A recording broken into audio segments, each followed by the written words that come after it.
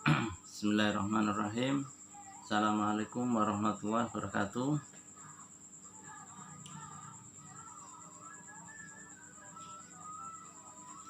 Selamat malam semuanya.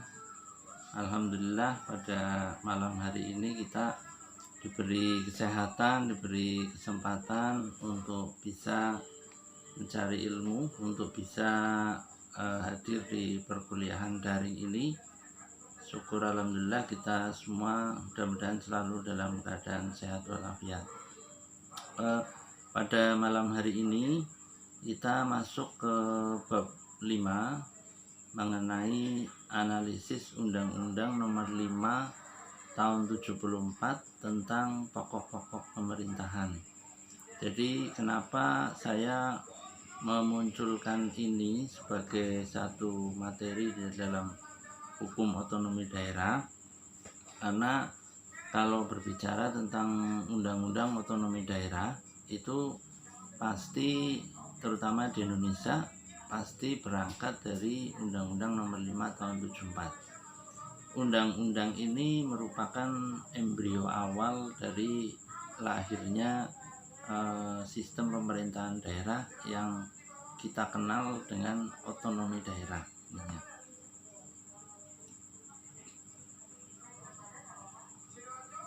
Dan undang-undang ini juga menjadi dasar dari otonomi daerah yang sudah dilaksanakan sampai sekarang ini.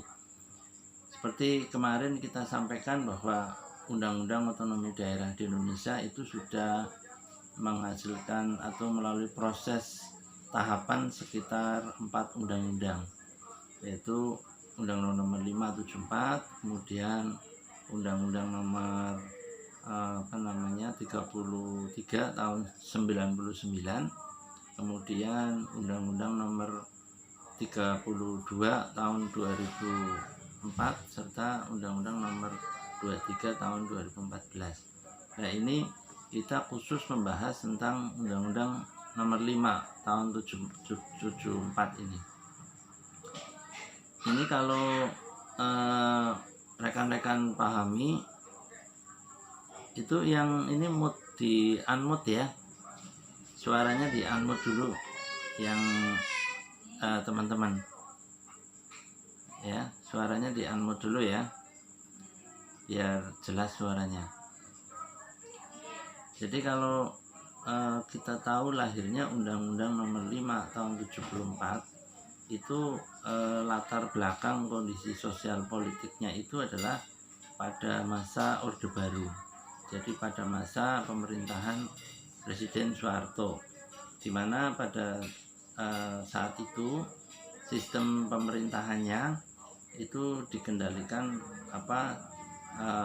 sistemnya itu tidak banyak partai, hanya 3 partai, yaitu PDI, kemudian P3, kemudian Golkar.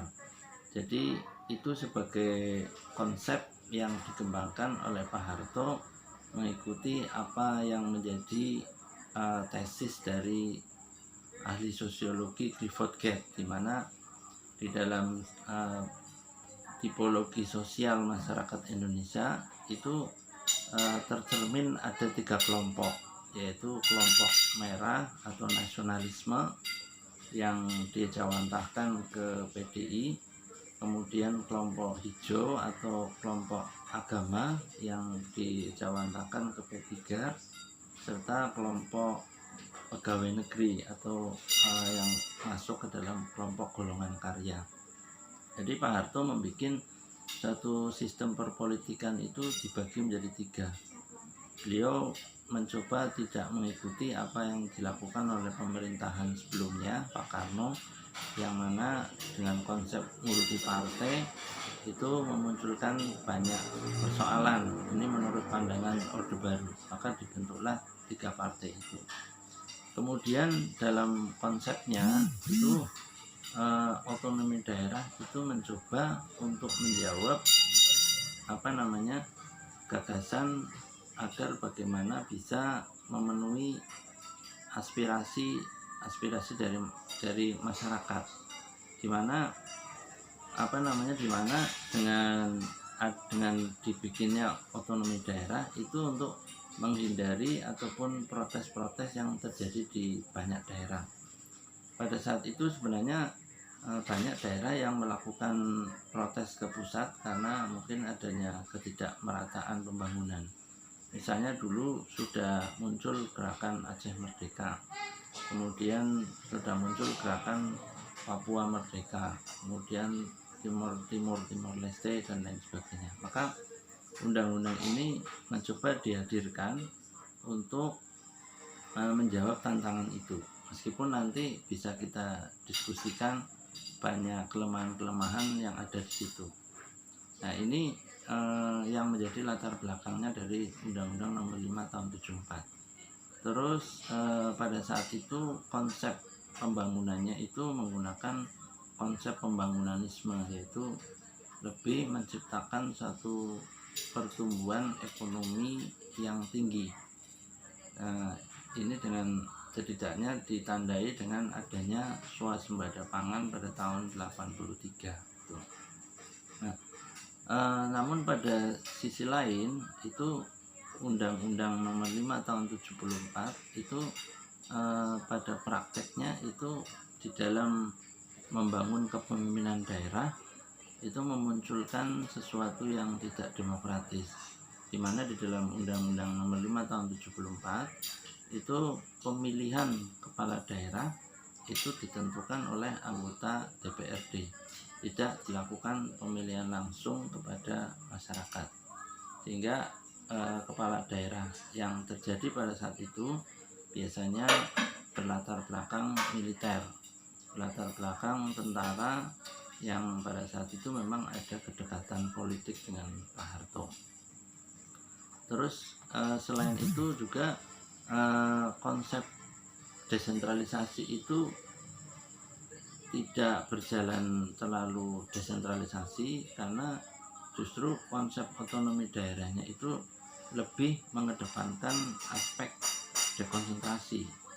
Ini terbukti daerah-daerah itu tidak bisa berkembang karena kebanyakan kepala daerahnya itu berasal dari tentara atau militer dan dipilih langsung oleh gubernur yang merupakan kepanjangan tangan dari presiden ini. Nah, kondisi-kondisi ini menjadi latar belakang atau menjadi setting dari Undang-Undang Nomor 5 Tahun 74. Jadi pertama, tidak terciptanya pluralitas demokrasi karena partai-partai itu hanya ada 3. Kemudian kepala daerahnya itu dipilih secara tidak langsung, di mana dipilih oleh anggota DPRD, yang mana juga anggota DPRD juga dipilih secara tidak langsung karena ditunjuk oleh beberapa fraksi atau fraksi ABRI, fraksi kemudian Golkar, P3 dan PDI. Ini kondisi-kondisi yang menyertai di dalam sistem politiknya. Kemudian dari sisi kewenangan itu, kalau otonomi daerah pada saat itu konsep desentralisasi itu dilaksanakan bersama-sama dengan dekonsentrasi dan memberikan kemungkinan bagi pelaksanaan asas tugas pembantuan. Artinya asas dari dekonsentrasi sebagai pusat di daerah tidak lagi berada di bawah asas desentralisasi sebagai bagian dari daerah otonom. Jadi hubungan kewenangan yang ada pada Undang-Undang Nomor 5 Tahun 74 itu desentralisasi, dekonsentrasi dan medibawen itu berjalan yang sama, sehingga dengan konsep ini kewenangan pusat itu sangat kuat sekali kepada daerah. Daerah tidak bisa inovasi karena kewenangan-kewenangannya itu harus mendapat izin.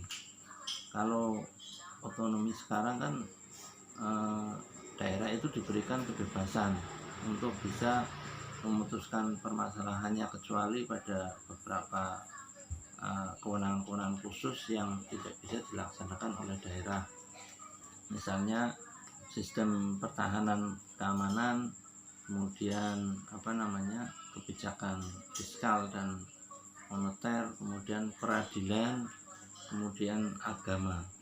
Nah, pada saat itu tuh semua urusan daerah itu dikendalikan oleh pusat, sehingga bagi daerah yang nurut mengikuti apa yang disampaikan oleh pusat itu akan mendapatkan bantuan.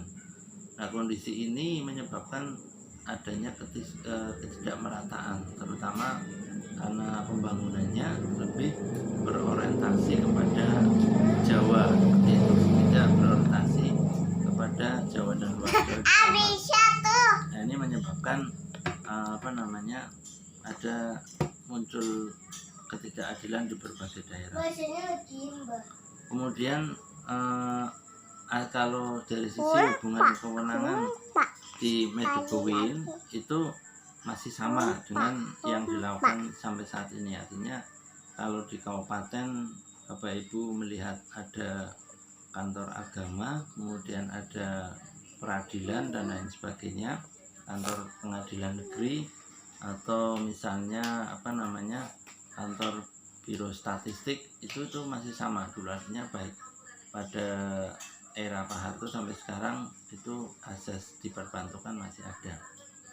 Nah, kemudian asas dekonsentrasi juga sekarang juga masih ada, cuman perannya berkurang. Gubernur perannya hanya sekedar menjadi koordinator saja, tidak membuat satu kebijakan yang berefek langsung kepada daerah di kabupaten atau kota madya.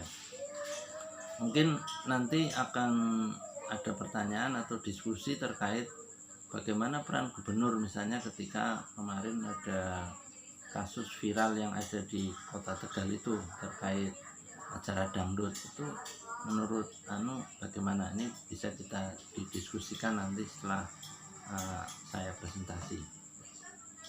Nah, ini dari sisi hubungan kewenangan, artinya kepentingan desentralisasi itu tidak bisa maksimal karena lebih banyak hubungan yang dilakukan itu hubungan dekonsentrasi dan Medebowin. Nah, kemudian dari sisi hubungan pusat dengan daerah atau pemerintah pusat dengan daerah-daerah otonom dan wilayah administrasi, itu pemerintah pusat memposisikan daerah sebagai satelit, di mana penerapan struktur pemerintah daerah itu dualistik. Jadi dalam hal kewenangan itu daerah sebenarnya diberikan desentralisasi, akan tapi pada prakteknya itu tidak. Karena apa? Karena kepala daerah yang dipilih itu adalah orang-orang dari pusat. Kemudian dari sisi dekonsentrasi, secara undang-undangnya sebenarnya hanya sebagai koordinator saja, tapi pada prakteknya wilayah administrasi itu justru sebagai pengawas pusat kepada kabupaten-kabupaten. Nah, adanya konsep satelit ini menyebabkan daerah atau kabupaten itu tidak berkembang secara maksimal. Di Kabupaten Pemalang, di Kabupaten Brebes, di Kota Tegal itu dari dulu seringkali kepemimpinannya adalah berasal dari militer, tidak berasal dari sipil, ya, karena tidak dipilih langsung oleh rakyat, sehingga perkembangan pembangunannya itu tidak melesat dengan cepat, artinya perkembangannya itu lambat.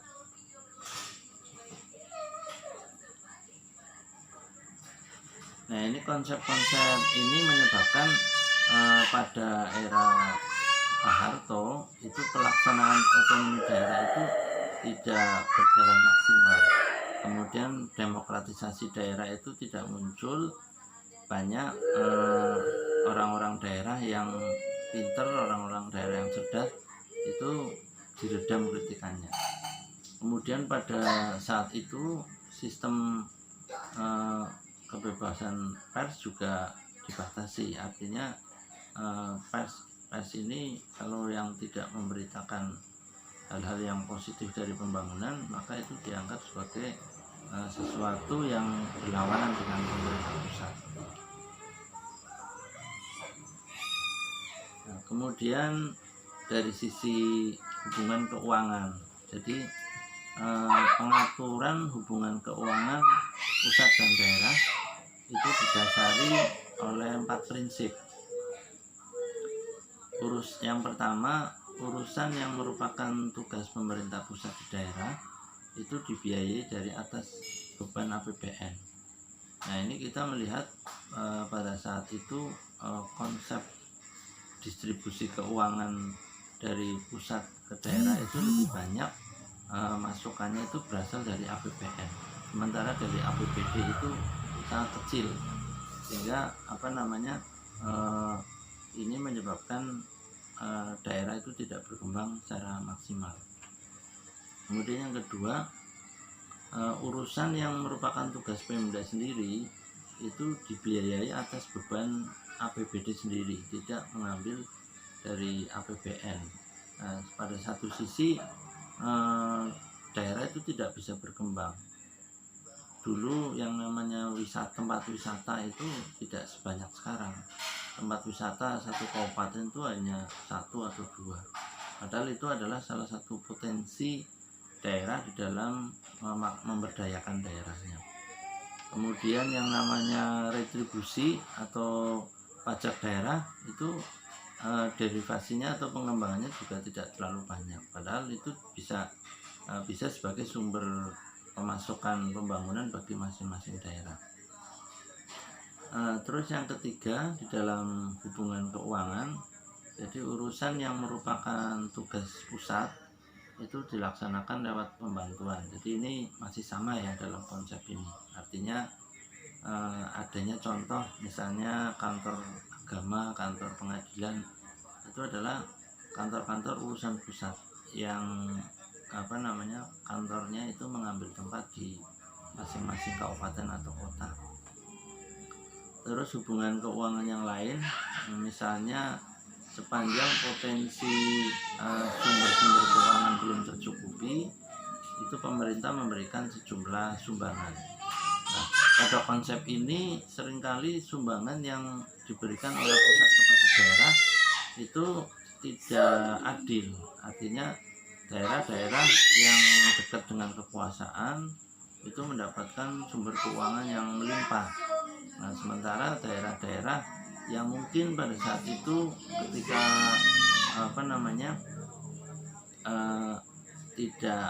tidak mengikuti apa yang dilakukan oleh pusat, itu tidak mendapatkan bantuan yang signifikan, terutama khususnya di daerah-daerah luar Jawa, karena pemerintah pusat lebih mengedepankan kepada Jawa sentris, sehingga pengembangannya itu Jawa, baik Jawa Barat, Jawa Timur, Jawa Tengah itu lebih maju, sementara daerah Sumatera, Kalimantan itu tertinggal jauh.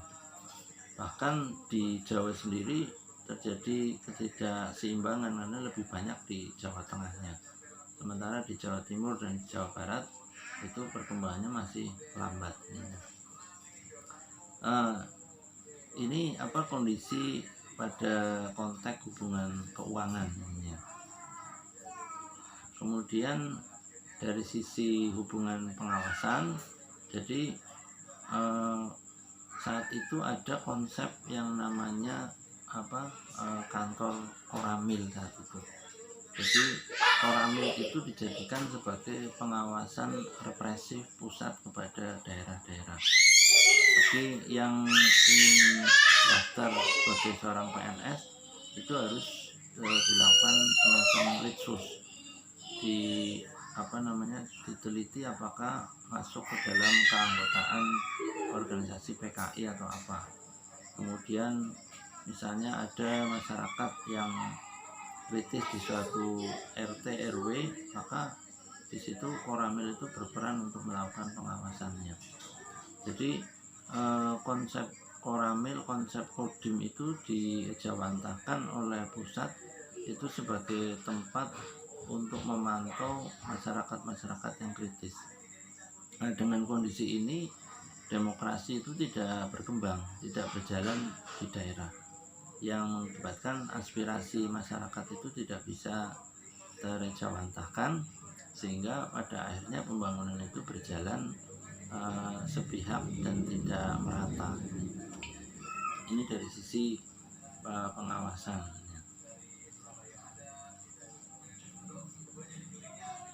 Nah, dari adanya konsep hubungan keuangan, kemudian konsep hubungan kewenangan, kemudian hubungan pengawasan yang tadi saya sampaikan, maka implikasi yang ditimbulkan dalam konsep Undang-Undang Nomor 5 Tahun 74 itu yang pertama adalah paradigma lebih mengedepankan paradigma sentralistik, baik di bidang politik maupun di bidang pemerintahan.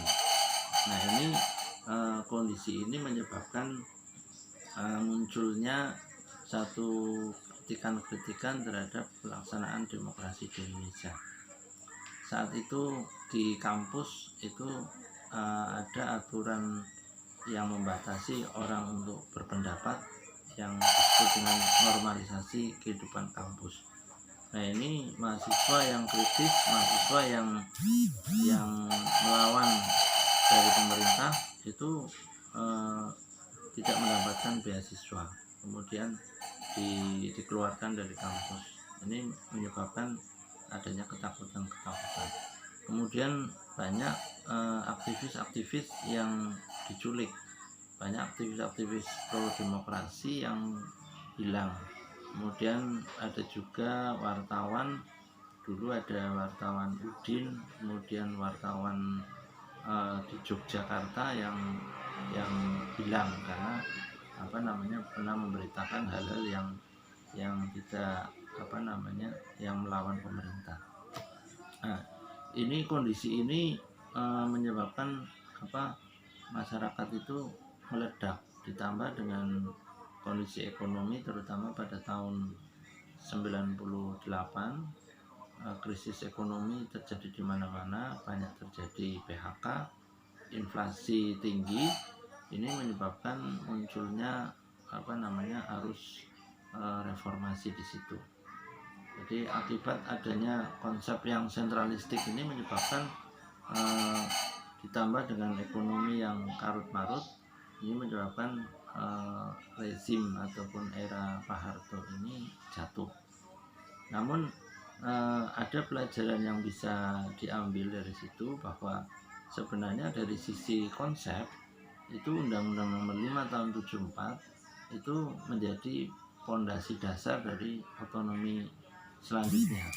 Bahkan beberapa artikel ataupun pasal-pasal yang ada di Undang-Undang Nomor 5 ini masih dipakai sebagai undang-undang otonomi daerah sampai sekarang. Artinya ada hal yang negatif, ada hal yang positif. Nah, ini yang kemudian pada Undang-Undang Nomor 33 Tahun 99 itu hal-hal yang tidak sesuai itu dihilangkan. Salah satu reformasi atau undang-undang otonomi daerah yang dihilangkan pada Undang-Undang Nomor 5 Tahun 74 ini adalah mulai dipilihnya pemilihan kepala daerah, baik kepala daerah, wakil kepala daerah, dan pemilihan anggota DPRD ini dipilih langsung oleh rakyat melalui pilkada. Nah, ini menjadi hal yang tidak ada di dalam Undang-Undang Nomor 5 Tahun 74. Nah, itu salah satu kelemahan besar di dalam Undang-Undang Nomor 5 Tahun 74. Kemudian dekonsentrasi itu kewenangannya mulai dikurangi di undang-undang yang sekarang. Kalau di Undang-Undang Nomor 5 itu masih besar, bahkan melebihi kewenangan dari desentralisasi. Nah, ini bukan berarti kita menyampaikan hal-hal yang tidak baik. Artinya ada hal-hal yang baik juga. Kalau tadi ada yang tidak baik, yang baik itu apa? Yang baik itu di situ adalah pada Undang-Undang Nomor 5 Tahun 74 itu melahirkan ketenangan. Artinya pertahanan keamanan itu di situ membuat masyarakat itu tidak resah. Mungkin saat itu belum ada media sosial dan lain sebagainya, belum ada televisi, hanya TVRI, sehingga banyak orang itu merasa nyaman. Artinya eh, kritikan terhadap pemerintah tidak ada, situasi politik juga aman, dan stabilitas itu bisa terjaga. Ini yang mungkin saat ini justru menjadi hal yang belum didapat saat ini. Artinya demokratisasi itu ada tapi stabilitas itu belum ada. Ya mungkin ini karena adanya euforia, adanya media sosial dan lain sebagainya, sehingga setiap orang di rumah dimanapun itu bisa mengkritik kapan saja. Tapi apapun yang terjadi, bahwa Undang-Undang Nomor 5 Tahun 74 itu adalah satu fondasi dasar dari pelaksanaan otonomi daerah di Indonesia yang sampai saat ini itu diterapkan. Kemudian hal yang positif yang lain di dalam Undang-Undang Nomor 5 ini adalah swasembada. Ini swasembada pangan itu pada era itu terjadi. Banyak daerah yang kapasitas produksi pertaniannya itu cukup melimpah. Nah sekarang ini justru swasembada itu sesuatu yang mahal, yang meskipun hal lain itu bisa tumbuh, tapi swasembada itu masih susah. Terbukti yang namanya beras, jagung dan lain sebagainya kita masih mengimpor itu. Mungkin saya sedikit sebagai satu pengantar ya di dalam bab ini. Barangkali ada pertanyaan ataupun apa yang bisa kita diskusikan agar bisa memberikan referensi yang menarik buat teman-teman dan juga mungkin buat saya. Terima kasih. Assalamualaikum warahmatullahi wabarakatuh.